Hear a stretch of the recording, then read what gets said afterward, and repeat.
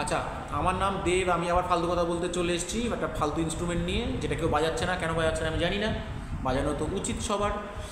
সবার না, মানে কিছু সংখ্যক লোকে বাজায়, খুব কম, এখন কমতে কমতে নামও জানে না যে ম্যান্ডোলিন বলে একটা ইনস্ট্রুমেন্ট আছে। ঠিক আছে। আচ্ছা, আজকে আমি শেখাবো ঠাট, হচ্ছে গিয়ে আশাবাড়ি।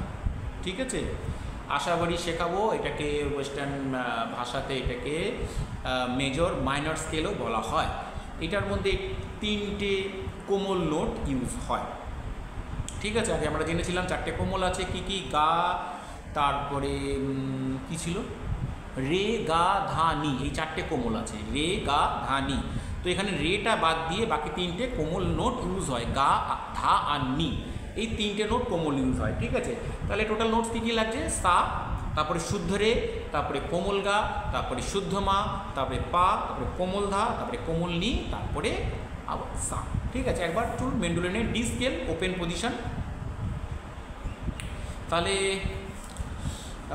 এই হলো, শুরু হলো ডি ওপেন, সা, তারপরে সেকেন্ড ফ্রেট রে, তারপরের ফ্রেটটাই 3 নম্বরটা হলো কোমল গা, তারপরে হচ্ছে মা 5 নম্বর ফ্রেট, তারপরে স্ট্রিংয়ে ধা ওপেন, সরি পা, পা হয়ে গেল।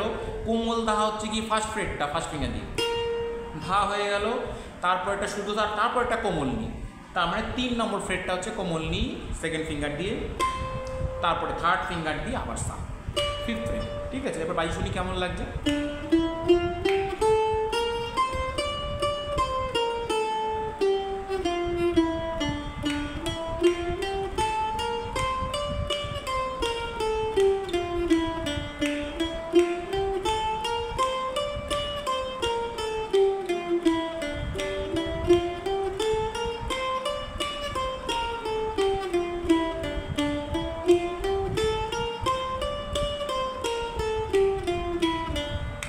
ঠিক আছে, একদম ইজি। তাহলে আজকে আমরা শিখে গেলাম কি করে আশাবাড়ি ঠাট বাজাতে হয়। কেউ যদি বলে ভাই একটু মাইনর স্কেলটা ধর, মাইনর একই সেম জিনিস। অনেকে মেজর মাইনর, মেজর টার্মসটা ইউজ করে না, মেজর মাইনর। ঠিক আছে, যদি এমনিও কেউ মাইনর বলে তাহলে এটাকেই ধরে নিতে হবে, এটা মাইনর। ঠিক আছে, কেউ যদি আলাদা করে বলে দেয় যে এই মাইনর, মাইনরের মধ্যে অনেক ভাগ আছে। ঠিক আছে, এই মাইনর মানেই ধরে নিতে হবে যে কোনো না কোনো কোমল নোটস ইউজ হচ্ছে। মেজর মাইনর বললে 3টে কোমল ইউজ হয়। ঠিক আছে, কেউ যদি ঠাট ইন্ডিয়ান ভাষাতে বলে যে ঠাট, তখন তো বলেই দেবে। ঠিক আছে, আশাবাড়ি বাজাও, কিংবা যে কেউ বলতে রাগ আশাবাড়ি বাজাও, কেউ বলে রাগ কাফি বাজাও, কাফির উপরে কিছু গান হবে, কাফিতে 2টো কোমল। ঠিক আছে, কেউ বলে বলে খামাজ, খামাজে 1টি কোমল, সেটা কোনটা বলুন, পারবেন না। আচ্ছা, পেরেছেন, কোমল নি। ঠিক আছে, ঠাট কল্যাণ, এখানে কোনো কোমল নেই, এখানে একটা তীব্র আছে। ঠিক আছে, একটি একমাত্র তীব্র। ঠিক আছে, সেটা হচ্ছে তীব্র মা।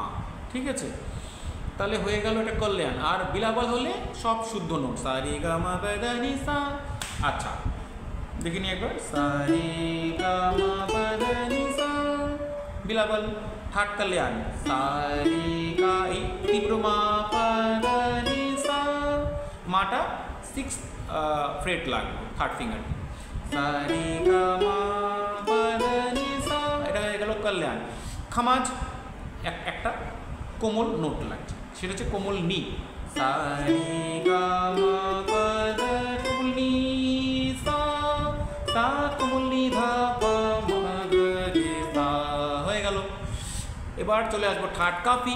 ঠাট কাফিতে 2টো কোমল লেগেছে, গা আর নি, সারি,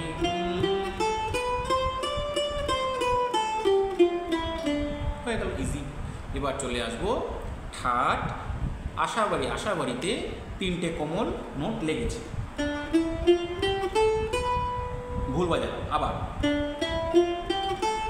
হ্যাঁ, এই হচ্ছে কোমল ধা। এটা কোমল ধাটা কিন্তু বাজাতে একটু ডিফিকাল্ট হয় মাঝে মধ্যে, ফার্স্ট ফ্রেট ফার্স্ট ফিঙ্গার দিয়ে মাথায় রাখতে হবে।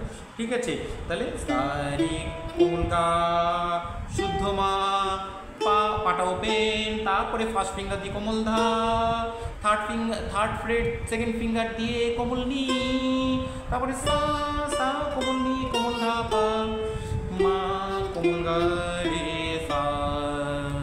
ঠিক আছে, তো হয়ে গেল এটা ঠাট আশাবাড়ি। ঠিক আছে, 3টে কোমল। আচ্ছা, এই ঠাটের একটু পর্বগুলো মোটামুটি হলো। ঠিক আছে, এখন আর বেশি ঠাটে যাব না, রাগটাকে এখন যাব না। আমার যে নোটসগুলো দেখানো হচ্ছিলো দেখিয়ে নিলাম মোটামুটি, ঠিক আছে। কোমল রেটা দেখানো হয়নি, মানে দেখিয়েছি, মানে নাকি দেখায়নি ভুলে গেছি আমি। কোমল রেটা নিয়ে তাহলে একটা ভিডিও করে নিই, ঠিক আছে। তারপরে 12টা নোটস হয়ে যাবে আমাদের ক্লিয়ার। তারপরে আমরা নেক্সট এবার গানে ঢুকবো আস্তে আস্তে করে, ঠিক আছে। আমি কিন্তু ডি স্কেলটাকেই ফলো করছি, ঠিক আছে। অন্য স্কেলে আপনারা বাজাতে পারেন একদম আরামসে, আমি দেখিয়ে দেবো অন্য স্কেলেও কী করে বাজাতে হয়। মানে ডি স্কেলটা ইজি এই মুহূর্তে, বুঝতেও সুবিধা, একটা স্কেল মেনটেন করাই ভালো, ঠিক আছে, আমাদের ইন্ডিয়ানদের জন্য। ইন্ডিয়ান যদি সারেগামা করে শিখি তাহলে বুঝতেও সুবিধা হয়, ঠিক আছে। আচ্ছা রাখছি আপাতত, নেক্সট আবার ভিডিও, আবার এই ড্রেস পরি, একটু পরেই বানাচ্ছি।